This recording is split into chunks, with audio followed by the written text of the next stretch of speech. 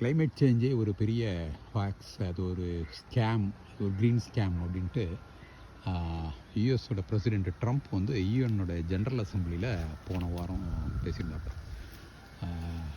இப்போ அவர் அதை பேசுகிறது அவர் முழுமையாக அறிவியலை புரிஞ்சுக்கல, அல்லது மக்களோட வந்து ரொம்ப தொடர்பு இல்லாமல் இருக்கிறாரு, ஃபீல்ட் நாலேஜ் அவருக்கு இல்லை அப்படிங்கிற மாதிரி தான் தெரியுது. ஏன்னா இப்போ நீங்கள் பார்க்குறீங்க, இது செப்டம்பர் மாதம்.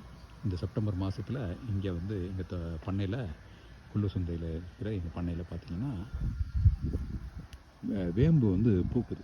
பொதுவாகவே அது வந்து எப்போ பூக்கும் அப்படின்னா மார்ச் ஏப்ரலில் பூக்கும். இப்போ இந்த காலகட்டத்தில் இது மாதிரி அது பூக்குறது வந்து ஆஃப் சீசன் பேரிங்னு சொல்லலாம். இது வந்து அன்சீசனல் பேரிங்லாம். இந்த அன்சீசனல் பேரிங் அப்படிங்கிறது இப்போல்லாம் பார்த்தோம்னா ரொம்ப ரெகுலர் ஆகிட்டே போகுது. இந்த அன்சீசனல் பேரிங் ஏன் ஒரு மரம் வந்து இந்த மாதிரி பண்ணணும், அதாவது 2 முறை வந்து ஏன் பூ எடுக்குது அப்படின்னா அதுக்கு ஒரு காரணம் இருக்குது. என்ன காரணம் அப்படின்னா, இப்போ வந்து நம்ம சொல்கிறோம் இந்த பருவநிலை மாறிட்டு இருக்குது அப்படிங்கிறது, அது வந்து அந்த பருவநிலை மாற்றம் இருக்கிறதுனால மண்ணில் இருக்கக்கூடிய ஈரப்பதம் வந்து குறைஞ்சிருது. இப்போ மழை பெய்ய வேண்டிய நேரத்தில் மழை பெய்யறது இல்லை. அதனால் என்ன ஆகிருக்கு அப்படின்னா, இந்த ஈரப்பதம் குறைஞ்ச உடனே ஸ்ட்ரெஸ் இன்டியூஸ் ஆகுது. இந்த நேரத்தில் கட்டாயம் மழை பெஞ்சிருக்கணும், இந்த மண்ணில் ஈரம் இல்லை.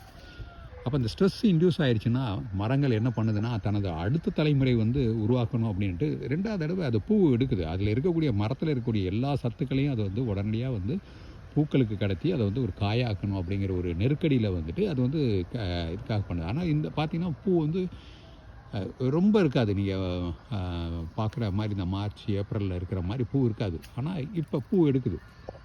இது வந்து நெருக்கடியில் அந்த இருக்கிற சத்துக்கள் எல்லாம் எடுத்து அது வந்து தன்னுடைய அடுத்த தலைமுறை உருவாக்கணும் அப்படிங்கிற ஒரு நெருக்கடி. இதுதான் ஒரு இண்டிகேஷன். நீங்கள் இது மாதிரியானது ரெகுலராக இப்போ பார்க்க ஆரம்பிக்கிறோம். பல பயிர்கள் இது மாதிரி வந்து ஆஃப் சீசன் பேரிங். ஸோ இதுதான் வந்து நம்ம என்ன சொல்கிறோம் அப்படின்னா, பருவநிலை மாற்றம்ங்கிறது உண்மையாகவே நடக்குது. அதை நீங்கள் பார்க்கணுன்னா நீங்கள் வந்து ஃபீல்டில் இருக்கணும். இந்த மாதிரி ட்ரம்ப் சொல்கிற மாதிரி அவர் எங்கேயோ இருந்துக்கிட்டு ஒரு கருத்துக்களை உருவாக்குகிறதெல்லாம் வந்து பிரயோஜனம் இல்லை.